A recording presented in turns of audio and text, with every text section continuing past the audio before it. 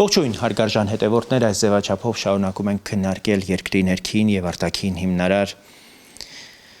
օրակարգերին վերաբերող հարցեր, մարդու իրավունքների եվրոպական դատարանի վճռով մարտի 1-ի արյունալի իրադարձությունների գլխավոր պատասխանատու Ռոբերտ Քոչարյանը փոխանակ ԿԿԲ-ի Երևան կենտրոն բանտի խցում գտնվելու եւ օրենքի առաջ պատասխան տալու իր սեփական էլիտ Պլազա հյուրանոցում հանդես է գալիս բացահայտ հակահայաստանյան թեզերով,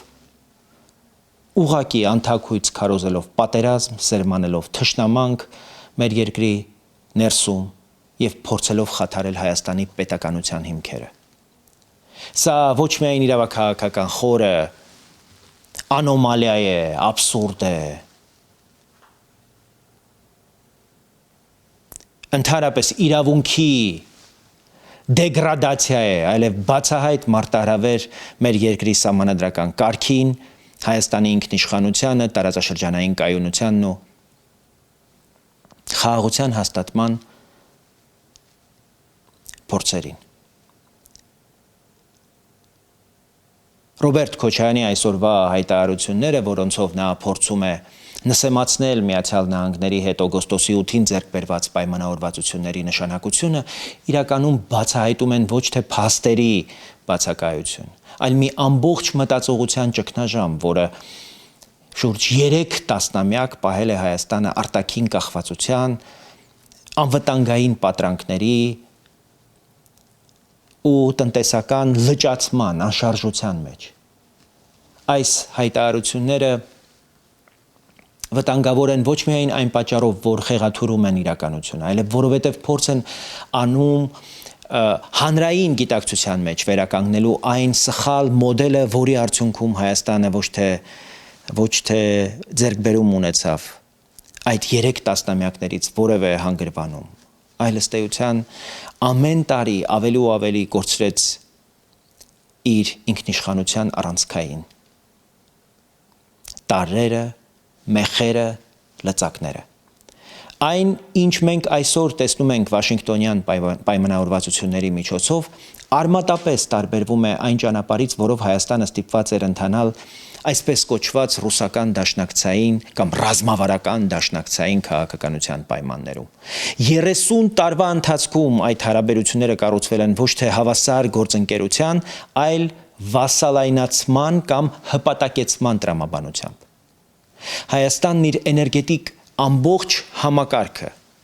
հաղորդակցման հիմնական միջոցները, ռազմավարական ենթակառուցվածքները կորցրեց գույք պարտքի դիմաց գործարքների միջոցով, դեռևս չպարզված 100 միլիոն պարտքի դիմաց, որոնցում ռուսական կողմը ստացավ լծակներ մեր տնտեսական եւ քաղաքական որոշումների վրա ազդելու համար։ Այսօր էլ նույնիսկ պետական անվտանգության համակարգում, ասպարեզում Ռուսաստանը շարունակում է իրեն թույլ տալ այնպիսի գործողություններ, որոնք խորապես խարխլում են մեր երկրի ինքնիշխանությունը։ Ազգային ժողովի 44-օրյա պատերազմի հանգամանքներն ուսումնասիրող հանձնաժողովի նախագահի հրապարակային հարցազրույցում արված կարևորագույն հայտարարությունը, թե Ռուսաստանի կողմից Հայաստանին տրվել են բանակը մոլորեցնող տեղեկություններ, բանակի գործողությունները ըստ էության մոլորեցնող հետախուզական տեղեկություններ են տրվել։ Հենց այս կապի ամենամերկացնող, ամենավառ վկայությունն է։ Հայաստանի եւ Ռուսաստանի հարաբերությունները երբեք դաշնակցային չեն կարող կոչվել։ Սա համակարգային կախվածություն է կոչվում, որը իր հետևանքներով ավելի վտանգավոր է, քան ցանկացած արտաքին ճնշում։ Այս իմաստով Վաշինգտոնյան պայմանավորվածությունները հենց այդ անցյալի հետ վերջ դնելու փորձ են։ Դրանք առաջին հերթին հիմնված են միջազգային իրավունքի սկզբունքների վրա,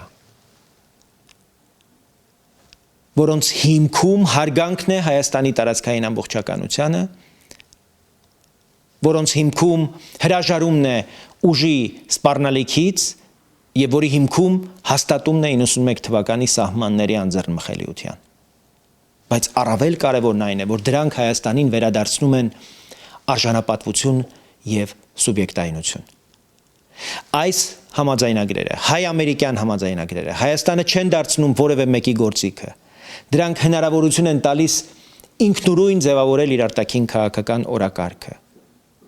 բազմազանեցնել կամ դիվերսիֆիկացնել անվտանգային համակարգը եւ ներգրավվել բազմակողմ տնտեսական ու ռազմավարական նախագծերում առանց որևէ մեկից կախված լինելու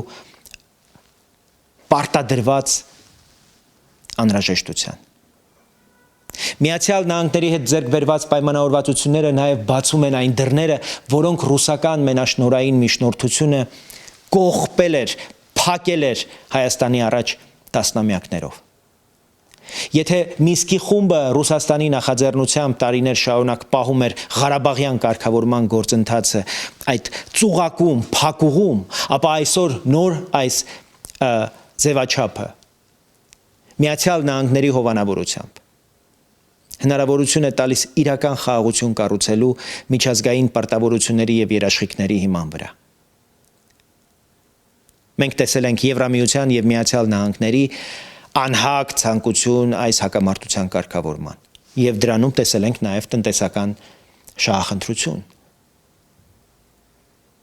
ինչը ավելի մեծ հավանականություն է տալիս խնդրի խաղաղ կարգավորման համար։ Եթե նախկինում Հայաստանի սահմանները մնում էին մշտական սպառնալիքի տակ, դաշնակցային լռության պայմաններում, ապա այսօր դրանք դառնում են միջազգային պարտավորության առարկա։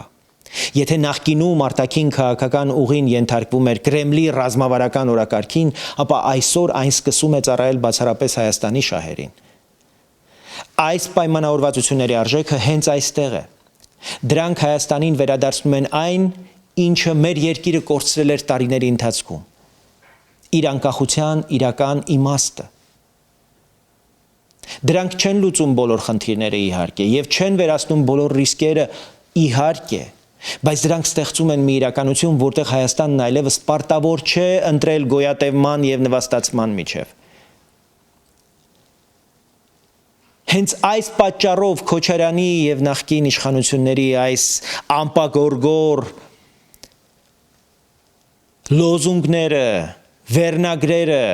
հայտարարություններն ու հռետորաբանությունը ոչ թե քաղաքական կարծիք են, այլ պետության համար վտանգավոր փորձ վերադարձնելու մեր երկիրը դեպի այն փակուղին, որտեղ մենք արդեն եղել ենք, դեպի այն պայմանավորվածությունները, որոնց արդյունքում Հայաստանը կորցրեց իր տնտեսական ինքնուրույնությունը, սահմանների պաշտպանությունը պատշաճ կերպով իրականացնելու հնարավորությունը, արտաքին քաղաքական որոշումների ազատությունը եւ նույնիսկ բանակի ռազմավարական պլանավորման նկատմամբ ամբողջ վստահությունը։ Այսօր ընտրությունը սևի ու սպիտակի նման հստակ ու պարզ է։ Կամ շարունակել ապրել կախվածության հին տրամաբանության մեջ, վստահելով այն շրջանակին, որը նույնիսկ պատերազմի ընթացքում մոլորեցնող հետախուզական տեղեկություններ է փոխանցել մեր զինված ուժերին, շրջանակ ասելով էլ նկատի ունեմ նրանց հայաստանյան գործակալական ցանցին, իրենց տերերի Ռուսաստանում Կրեմլում նստած որոշումներ կայացնողներին, կամ կառուցել իրապես ինքնուրույն արտաքին քաղաքականություն հիմնված միջազգային իրավունքի վրա, բազմակողմ դաշնակցային հարաբերությունների եւ իրական անվտանգության երաշխիքների հիման վրա։